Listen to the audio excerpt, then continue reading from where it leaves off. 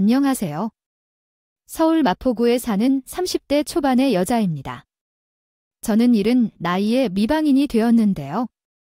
안타깝게 보실 수도 있는데 제 사연을 들어보시면 대반전인 스토리입니다. 그럼 바로 사연을 써보도록 하겠습니다. 저는 아주 어릴 적 아빠가 돌아가셔서 엄마와 단둘이 살았습니다. 아빠가 남기고 간 것이 하나도 없어서 엄마가 저를 포대기 안고 다니며 식당과 호프집 같은 곳에 주방에서 설거지와 청소를 하셨습니다. 그렇게 강산이 한 번 바뀌자 열심히 모으셨던 돈으로 엄마가 일하시던 작은 호프집을 인수하게 되셨어요. 낮에는 저를 보살펴 주시고 밤에는 장사를 하시느라 매일 고생만 하시며 사셨던 거죠. 저는 틈틈이 엄마를 도와드리긴 했는데 늦은 시간까지 가게에 있을 수 없었어요. 그렇게 세월이 흘러 제가 20살이 되었는데 저는 대학을 포기하고 엄마와 함께 호프집을 운영하기로 했답니다. 물론 엄마는 강하게 반대를 하셨는데 제가 장사를 2배나 3배나 잘 되도록 홍보도 하고 메뉴 개발도 열심히 하겠다고 말하며 설득하게 되었어요. 그래서 엄마와 함께 일을 시작하게 되었는데 너무 재밌었어요. 손님들이 제가 만든 안주를 맛있게 드시는 걸 보면 뿌듯하기도 했고 제가 블로그에 올린 사진을 보고 찾아오신 손님들을 보며 감사하는 마음이 들었어요. 우리 가게는 날이 갈수록 번창해왔고 손님이 많아지면서 알바생까지 뽑아야 했답니다. 엄마, 저는 이전보다 훨씬 많은 돈을 벌어서 빠져들었던 재미에 몸이 힘들어도 꿋꿋이 버틸 수 있었어요. 좋은 직장 기회가 여러 번 있었지만 모두 포기하고 엄마 곁에 남아서 호프집을 계속 운영했습니다. 제가 27살이 되던 해에는 가게 옆에 인접한 건물이 피어서 호프집 공간이 2배로 확장되었습니다. 간판도 새로 바꾸고 인테리어도 세련되게 꾸며서 고객들을 맞이하고 있어요. 장사를 시작했지만 손님들이 매일같이 테이블을 모두 채워주었습니다. 엄마, 저는 더 욕심내지 않기로 하고 지금 이 정도 손님들이 찾아주신다면 감사하게 생각하고 일할 마음이었습니다. 그러나 엄마에게는 한 가지 걱정거리가 있었어요. 제가 어디서 누구와 어울리지 못하고 호프집에만 갇혀 있는 것 같다며 많이 미안해 하셨습니다. 그런데 어느 평일 늦은 밤 손님 한 분이 장미꽃 한 송이를 건네주었습니다. 이제까지 취한 손님들이 저에게 전화번호를 묻거나 데이트를 신청한 일은 셈할 수 없이 많았지만 꽃을 선물하는 손님은 처음이었습니다. 저 사장님, 이 동안 많이 고민해왔던지요. 사장님을 잊고 싶지 않아 저는 오랫동안 이 호프집에 다니면서 사장님을 마음에 품고 있었어요. 아, 감사합니다. 그런데 손님과 사적으로 만나지 않았기 때문에 꽃은 감사하게 받겠습니다. 그러지 말고 제게 한 번만 기회를 주시면 안 되겠습니까? 딱 한 번만 만나주세요. 이렇게 부탁드릴게요. 옆에 있던 엄마는 밝게 웃으시며 우리 딸이 마음에 들었나 보네. 예주야, 이렇게 용기를 내는 남자는 한 번 만나봐도 괜찮아 라고 말씀해 주셨습니다. 그러자 제 마음이 흔들리다가 이내 활짝 열리면서 손님의 부탁을 들어주기로 했습니다. 아, 알겠어요. 다음에 밥 한 번 먹도록 해요. 정말요? 사장님이 아니라 예주씨라고 했죠. 감사합니다, 예주씨. 그럼 시간 괜찮으실 때 밖에서 데이트하도록 해요. 네, 알겠어요. 그런데 너무 기대하지 마세요. 어떻게 기대를 안 하죠? 오랫동안 짝사랑해온 여자와 데이트를 하는데. 여하튼 감사합니다, 예주씨.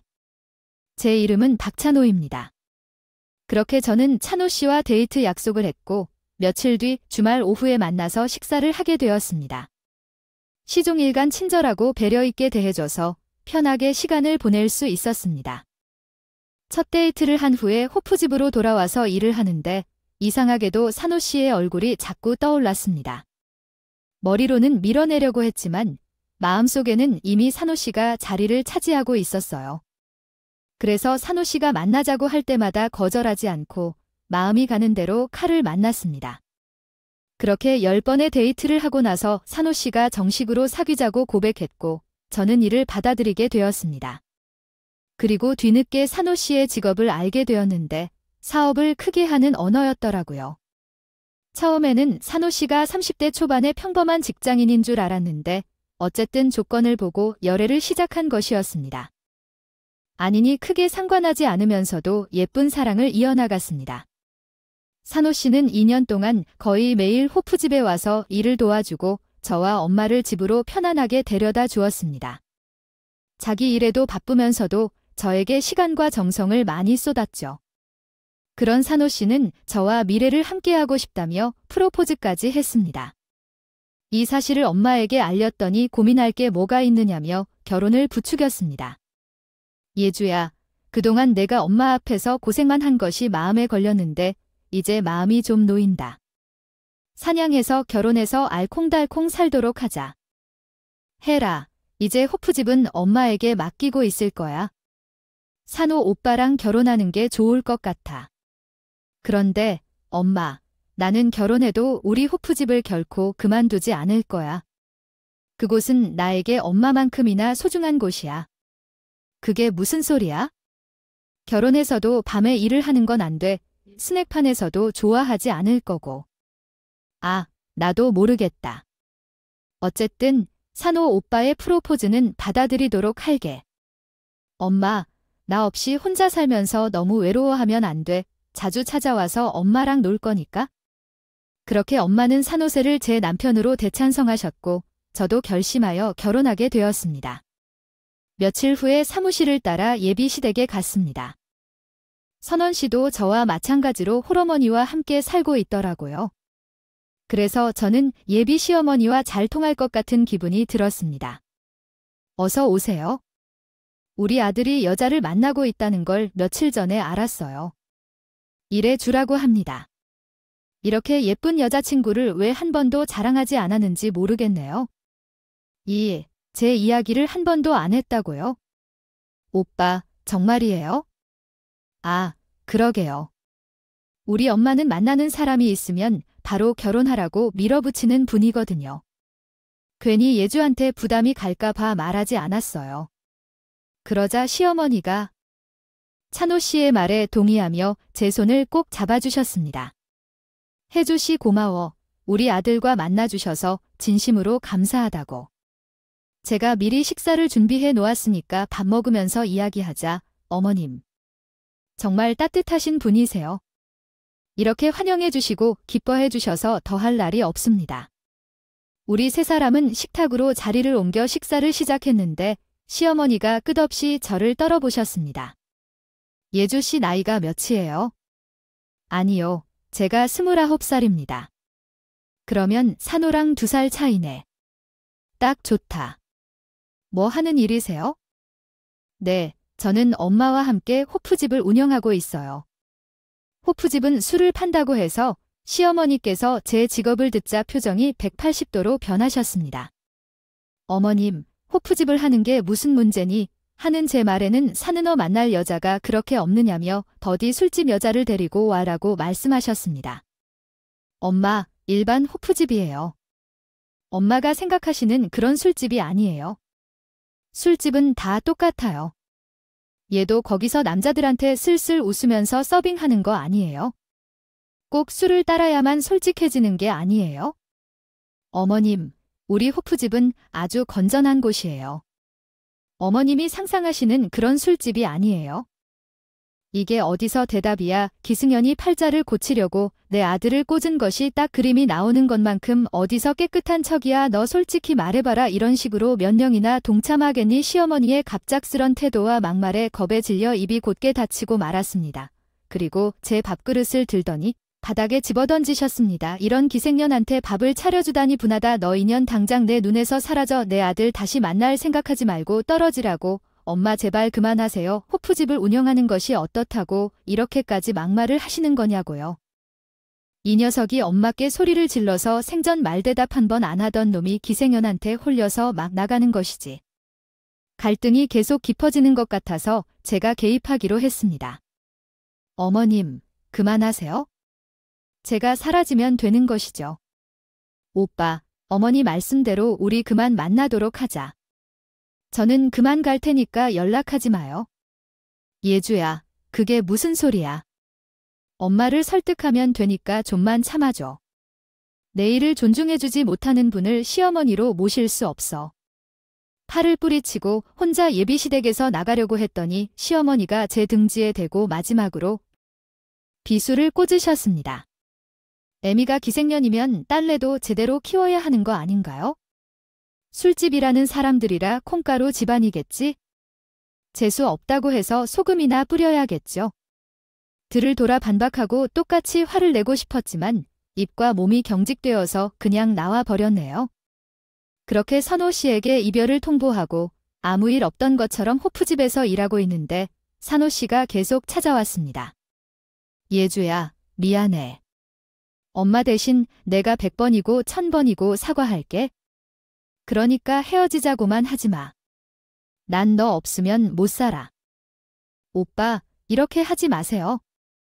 저를 기생이라고 욕하는 것도 못 살아요. 우리 엄마까지 기생이라고 욕하는 사람을 시어머니로 받아들일 수 없어요. 그리고 오빠의 어머니가 우리를 허락할 일도 없을 테니까 괜한 기대하지 말고 돌아가세요. 찬호 씨는 끝까지 포기 못한다고 떨을 썼다가 손님이 몰려오자 자리를 피했습니다.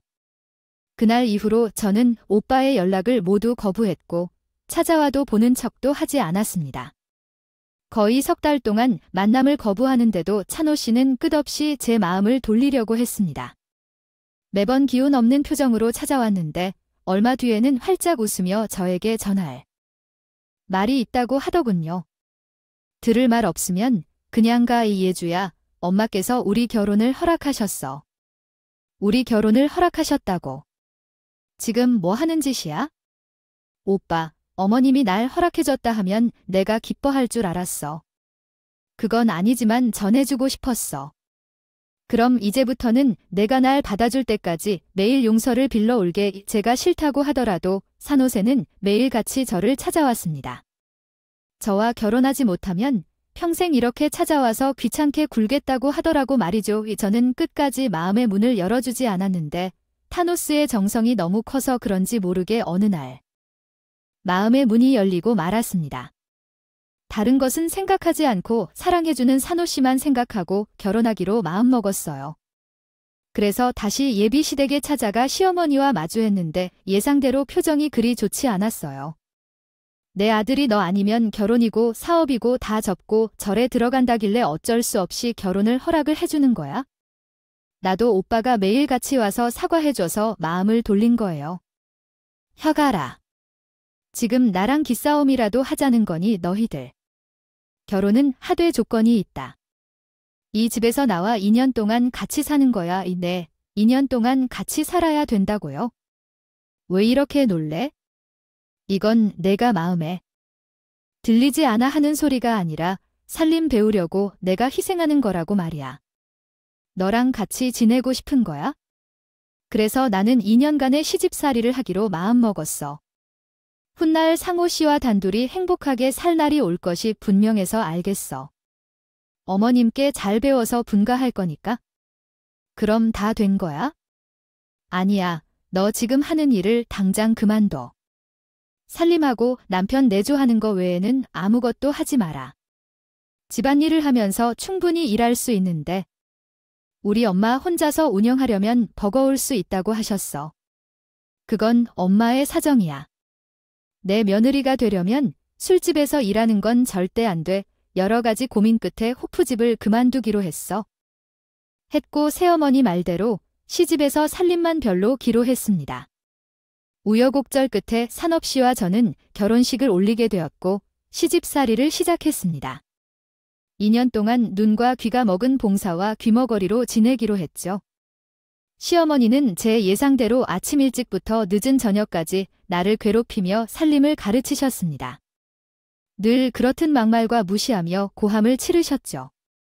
하지만 저는 불끈하지 않고 일부러 웃으며 지냈습니다. 너 지금 시어머니가 화를 내는데 웃는 거야? 울거나 얼굴을 찌푸리는 것보다 나아. 당신은 어머님을 위해 최대한 예의를 갖추려고 노력하며 일하고 있습니다.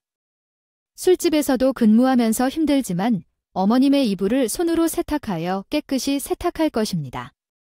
성실하게 일하면서 봉사하고 시어머니를 예우하여 근무합니다. 남편이 사업 때문에 바빠도 항상 당신을 위로해 주어서 보상을 받습니다. 만약 남편조차도 당신을 힘들게 한다면 시키다시피 하지 않고 즉시 떠나질 것입니다. 그는 사업을 열심히 해서 지방에도 확장시키는 데 성공했습니다. 정말 좋은 일이라 잘 됐다고 축하해 주는데 예상치 못한 일이 발생했습니다. 여보, 나 이제부터는 주말에만 집에 올 수 있어? 아무래도 오너가 확장한 회사에 상주 있는 게 좋을 것 같아 오뽕, 그럼 평일 내내 부산에서 지내겠다고. 그런 날 어떻게 시어머니랑 단둘이 친해하는 거야. 미안해. 여보, 당분간만 힘 좀 내주라. 나라고 당신을 두고 부산에 내려가고 싶겠어. 일이 그렇게 됐다는데 어떻게 하겠어? 내가 배려해야지. 대신 주말에는 꼭 올라와야 돼. 응, 당연하지. 이해해줘서 고마워. 남편은 며칠 뒤 캐리어에 짐을 싸서 부산에 있는 사무실로 내려갔어. 그리고 나는 시어머니와 평일 내내 붙어서 지내야 했지. 그러자 시어머니는 물 만난 물고기 마냥 나를 마음 놓고 힘들게 일을 시키더군. 매일 허리와 무릎이 아파서 파스가 마를 날이 없을 정도였어. 하지만 주말에 남편을 만나는 기대로 모든 걸 감내하며 이만희 분 갈색이가 가까워지자 시어머니가 나에 대한 미움이 조금 사라진 것 같았어. 어머님, 오늘은 뭘 할까요? 오늘은 그냥 쉬거라. 난 노인정 가서 놀다 올 테니까 내 밥은 알아서 먹으마. 정말요, 어머님, 갑자기 왜 이러세요? 무슨 일이라도 있는 건가요? 이름이 무엇인가요? 생각해보니 내가 나한테 너무 모질게 하는 군대 같다. 이제 곧 있으면 분갈 것 같은데 사이가 나빠서 내보내고 싶지 않겠군요. 2년 동안 저를 괴롭히던 것이 마음에 걸린 건지 시어머니는 갑자기 태도를 바꿔서 제게 잘해주시기 시작했습니다. 그래서 저도 다정하게 대해 드렸습니다. 한편 남편은 주말마다 올라와서 저와 즐거운 시간을 보내고는 내려갔어요. 관계가 좋아지자 호의를 베풀며 좋아하기도 했고 저를 보며 고생 많았다고 눈물도 자주 흘렸습니다. 그러한 이유로 시어머니의 변화가 생긴 것 같습니다. 모두가 살만한데 분가까지 한 달도 남지 않았는데 말이죠. 기대가 아주 컸습니다. 남편이 새로 지어진 아파트를 계약했기에 들뜨듯 들떠 있었어요. 새에게 나 너무 좋아하는 거 아니냐? 나랑 사는데 정말 그렇게 고달프다고 느꼈니? 아, 제가 너무 좋아하는지 티를 너무 들었나요? 그래요. 엄청 드러납니다. 비룡대가 좋은 수임이가 아니었다면 이렇게 기뻐하는 걸 보다니 섭섭하구나. 아이야, 무슨 일에 섭섭하신 거예요? 분갈집이 여기서 가까우니까 매주 놀러 올 거예요. 꼭 그렇게 해 내가 너에게 뭘로 볼게? 굴었던 걸 다 갚아줄 테니까. 어머니, 감사합니다. 하지만 저한테 너무 미안해하지 않으셔도 돼요? 안 와도 돼요. 이미 다 잊어버렸으니까요. 음이구, 이렇게 착하네. 착한 며느리한테 술집년이다. 기승년이다 막말을 했으니 어쩜 좋으냐. 나 같은 시애미는 나중에 벌 받을 거다. 시어머니는 저희가 분갈 때가 되자 똑같은 사과를 매일 같이 하셨어요. 입주일이 다가오자 저와 남편은 가구와 가전제품을 골라두었고 시댁에 있는 짐을 모두 포장해 놓았어요. 이제 다 됐어. 여보, 이번 주만 부산에 다녀오면 다음부터는 안 가도 될 것 같아. 정말이야. 그럼 우리 신혼이 제대로 시작되는 거네? 응, 제대로 시작하자. 그동안 당시엔 힘들었던 거 다 갚아줄 테니까. 당신은 받기만 하면서 살아요. 왜냐하면 남편이 호강을 시켜주기 때문입니다. 기분이 나아질 것 같아요. 빨리 분가하면 좋겠다고 생각했죠. 그래서 남편은 마지막으로 부산을 내려가기로 했고 마지막 오이를 떨어뜨렸어요. 이렇게 모두 끝낸 남편은 저에게 출발한다는 연락을 주었고 저와 시어머니는 마지막 파티를 위해 시장에서 육해공 고기와 다양한 음식들을 준비하고 기다렸습니다. 그러나 도착 시간이 되어도 그이가 오지 않아 전화를 걸었더니 웬 모르는 남자가 받더군요. 여보세요? 박사모 씨 핸드폰이십니까? 아, 맞습니다. 혹시 박사모 씨 아내분이신가요? 네. 누구신 분이신지요? 제 남편의 전화를 받으신 거죠? 저는 경찰관입니다. 고속도로에서 큰 교통사고가 있었습니다. 4대의 차량이 충돌했는데요. 사고 중 한 분은 박사노 씨입니다. 그리고 말씀드리기가 어려운데 너무 놀라지 마세요. 부근에서 돌아가셨습니다. 네, 제 남편이 사망했다고요? 네, 이런 소식을 전해서 유감스럽게 생각합니다. 경찰서로 오시면 사고에 대해 설명해드리고 함께 병원에 동행해드리겠습니다. 저는 핸드폰을 쥔 채로 그대로 등을 돌린 채로 넘어지며 기자로 자살했다고 말했습니다. 그러자 시어머니도 전화 내용을 듣고 넋을 잃고 바닥에 주저앉으셨죠. 그런데 이윽고 정신을 차려나요. 경찰서에 들러 사고 경위를 듣게 되었는데 사고는 운전자가 술에 만취한 상태로 운전을 하다가 이 같은 화를 불러일으켰다고 합니다. 가해자는 구석이 되어 얼굴을 보지도 못하고 병원 영안실에 가서 남편의 마지막 모습을 보고 장례를 준비하게 되었습니다. 모든 게 갖춰지고 시어머니와 나는 남편을 올렸는데 우리 두 사람은 목청이 터져서 오열하고 말았습니다. 한참을 우니 남편이 세상을 떠났다는 사실을 마음으로 받아들이자 시어머니의 태도가 급하게 변해 제 머리채를 다짜고짜 휘어잡았습니다. 따개를 사정없이 날리셨습니다. 내 아들을 잡아먹은 천의 기생연하야. 내 아들은 너랑 결혼만 하지 않았으면 이렇게 되지 않았을 텐데. 이 모든 것은 다 내 탓이야. 기생연하야, 내 아들을 살려내라고, 살려내라고. 어머님, 이러지 마세요. 그이는 사고로 떠난 거라고요. 전 아무런 잘못이 없어요. 2년에 남의 아들을 잡아먹고 오리발을 내미네. 안 되겠다, 이 여자야. 너 같은 여자를 맞아 죽어야 돼. 그리고 어딘가에서 빗자루를 들고 와서 외치기 시작하셨습니다. 저는 몸을 이리저리 피하며 제발 그만하라고 소리쳤습니다. 어머님, 제게 미안하다고 사과하셨잖아요. 남편과 제가 결혼한 게 잘된 일이라고요. 인정해 주셨잖아요. 제발 그만하세요. 이 기생년이 그거야. 내 세월이 분가하면 내 집에 발길을 끊을까 봐 그런 거야? 내가 미쳤다고 기성년자에게 진심으로 사과를 하겠냐? 내 아들이 너한테 진리하면 즉시 이혼시킬 계획이었다고. 어머니, 화나셔서 아무 말이나 막 하시는 거예요?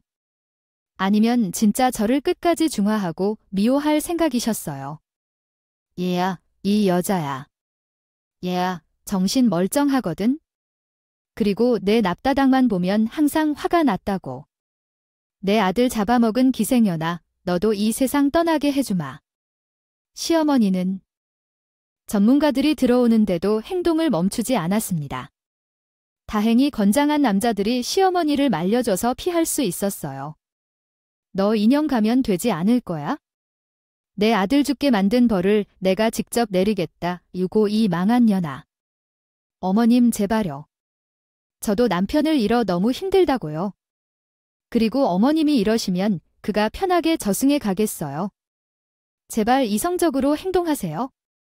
그러자 시어머니는 죽일 듯한 표정을 지으며 당장 장례식장에서 나가라고 하더군요. 하지만 저는 남편의 마지막을 꼭 지켜주고 싶어서 한 발자국도 떼지 않고 버텼습니다. 다행히 전문가들이 여러 번 말려준 결과 시어머니의 몽둥이 죄를 피할 수 있었네요.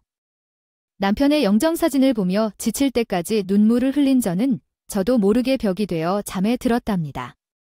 그런데 시어머니가 제 옷을 빼앗고 머리카락을 붙잡고 보호자 방으로 끌고 들어갔습니다. 두 평 남짓한 공간에서 쌍욕과 욕을 이어가셨습니다. 이년아, 내 아들을 잡아먹고 잠이 오냐? 너 이제 보니까 모든 게 계획이었지? 내 아들을 꼬셔서 결혼하고 저승으로 보낸 다음 재산을 챙겨 먹으려고 계략했지? 이 씹어먹어도 시원찮으냐? 가만두지 않겠어. 오늘이 네 제사 날인 줄 알아?